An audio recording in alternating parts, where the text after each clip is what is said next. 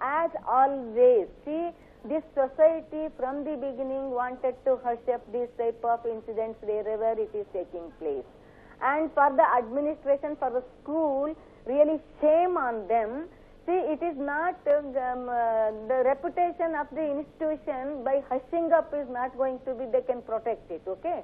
See, by taking stringent action, and they have to assure the parents and the society that here afterwards we will not allow this type of things to happen in our institution. It is our uncompromising words and promise to you. That's what they have to come and tell, and they have to see that stringent action is taking against those people who have committed this crime, okay? Right. See, it is not hushing up the thing, but unfortunately, this whole society thinks it, in quotes I want to tell, reputation. What do you mean by reputation? What exactly is the reputation? That we have to think. The school management has to take this responsibility. They have to own that responsibility. There is no CCTV, there is no workable atmosphere in their institution. That is actually shameful thing for them. Absolutely. Ms. Vimala, considering this incident, considering that 2 people were found guilty, to a lot of people's eyes, the entire school should be held guilty. Do you think the school should be shut down after this incident? Of course, I am not, right now I cannot comment that they should shut down the school, because it's just the school is started middle of the academic year. What about the safety of the, this one of the future of those children who joined there? But one thing I am telling you, like mushrooms in our country, private institutions are coming up. Why it is means government institutions are not providing proper education. That is the some sort of feeling in the minds of the people. And government is also not very keen to improve the conditions in government schools. That is because most of the ministers are running schools and colleges and technical education institutions. But government education department should take serious note of this, and they have to take proper action on these erring institutions. If they cannot provide proper facility, if they cannot provide proper atmosphere in their institutions, government should tell them, look, we have a weapon to control you, we will do that. Because these institutions are taking lakhs of rupees donations and education fees, this, that, everything. It is almost like a business. Education is not a social service now, it's a business.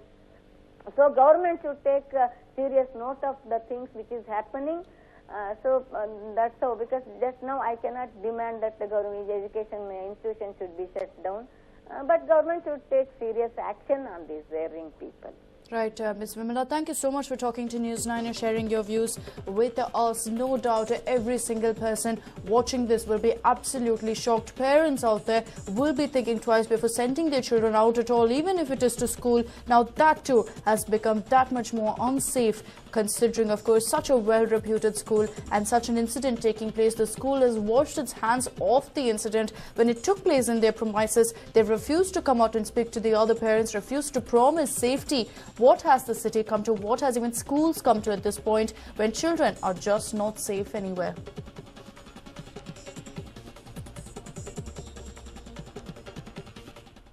Well, N. Srinivasan has said that he's ready to lift the ban on dhotis at the club after Jayalalitha slammed the ban yesterday.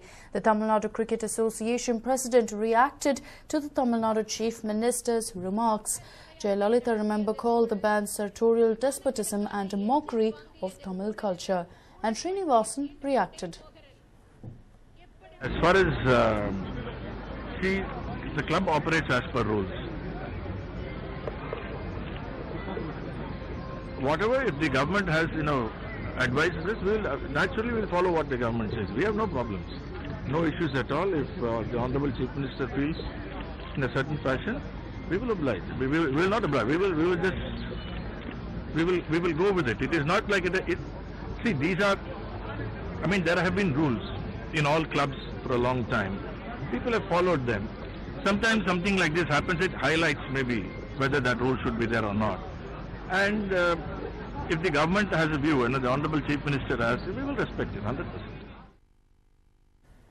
Well, there you go. N. Srinivasan, the president of the TNCA, has stated that they will go by whatever the chief minister advises and that if she has a view, they will go ahead and respect it. Remember, Jayalalitha yesterday in the assembly promised to revoke licenses of clubs that enforce a dhoti-less dress code and said a bill was on its way to ensure that the dhoti gets due respect. The TNCA club in Chennai earned massive criticism for refusing entry to dhoti-clad Madras High Court Judge Justice Hari Paranthaman last week. The club only allowed members or guests dressed in full trousers, shirts or t-shirts with collars as well as leather shoes to access its premises.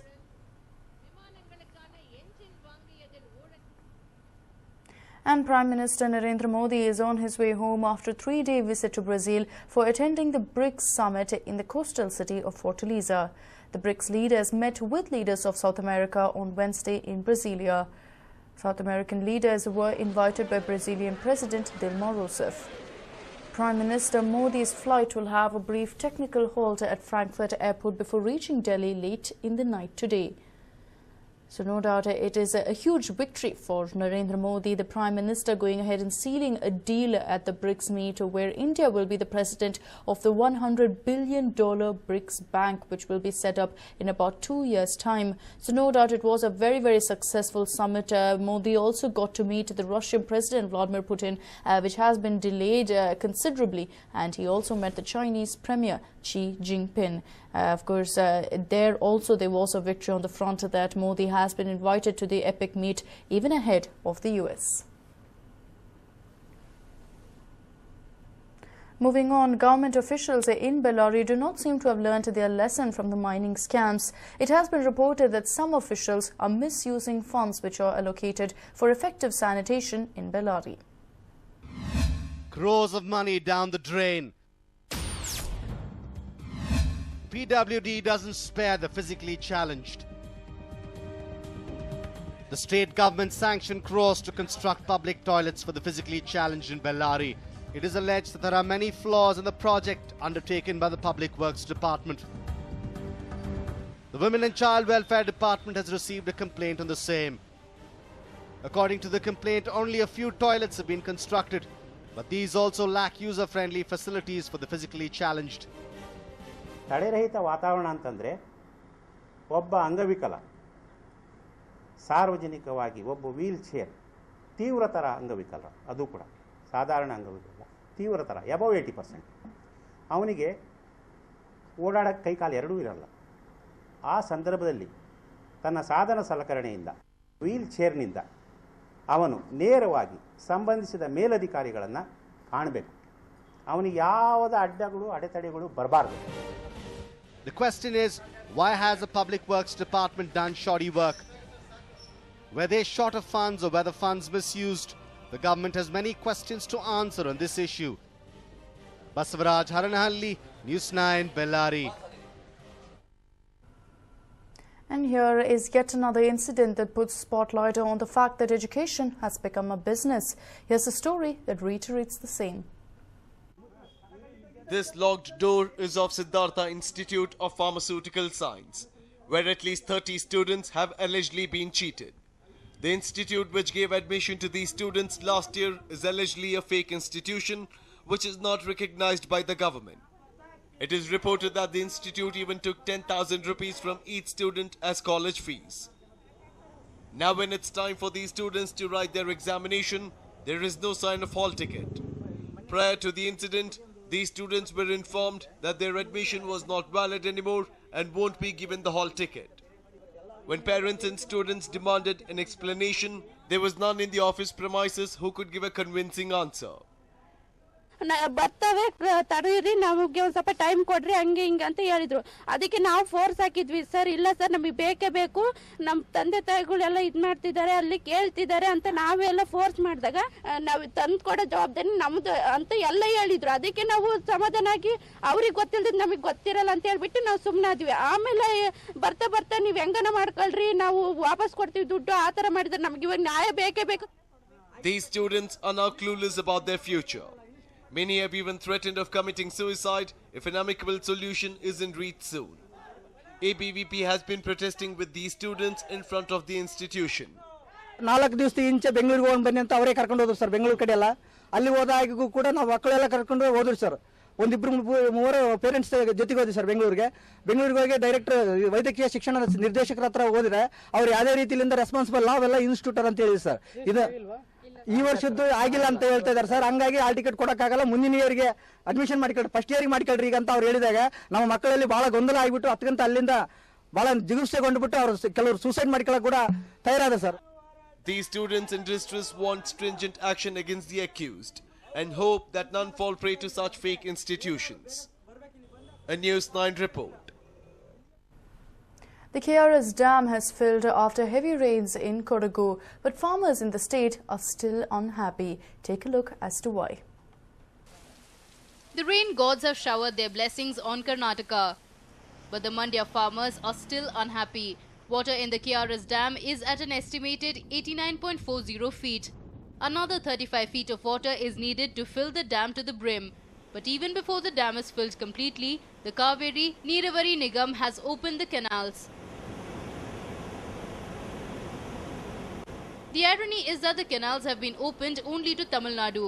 Around 8,000 to 10,000 cusecs of water is flowing to our neighbouring state. Kaveri ನ್ಯಾಯಮಂಡಳಿ ರಚನೆ ಆಗ್ತಾವಿಂದ ಇಲ್ಲಿ ತನಕ ಸಂಪೂರ್ಣವಾಗಿ ಕರ್ನಾಟಕಕ್ಕೆ ಅನ್ಯಾಗಿದೆ. ನಮ್ಮಲ್ಲಿ ಒಣಗಿರುವಂಥ ಬೆಳೆಗೆ ನೀರು ಬಿಡಬೇಕಿತ್ತು. ಅವು ಎಲ್ಲ ನಾವು ಭತ್ತನ ಬಿತ್ತನೆ ಪ್ರಾರಂಭ ಮಾಡಬೇಕು, ಬಿತ್ತನೆಗೆ ನೀರು ಬಿಡ್ತಾ ಇಲ್ಲ. ನಮ್ಮೆಲ್ಲರ ನೋವಿನ ಮಧ್ಯದಲ್ಲಿ ಒಳಗೆ 8,000 10,000 ನೀರನ್ನ ತಮಿಳುನಾಡು ಬಿಡೋ ಮೂಲಕ ತಮಿಳುನಾಡಿನ ಹಿತ ಕಾಯ್ತಾ ಇದ್ದಾರೆ. Farmers in the state are protesting against this move. They claim that the Nigam is governed by the Tamil Nadu officials and hence this move. The executive engineer of KRS Dam, however, says that it is just following the central government's orders. We are government servants, so we follow the government's orders. We will continue to release water to Tamil Nadu till we receive orders from the central government in this regard. Water has been released from KRS to Tamil Nadu even before the dam has filled. The farmers are demanding that the state government immediately stop water to Tamil Nadu and have warned to continue their protests in case of inaction.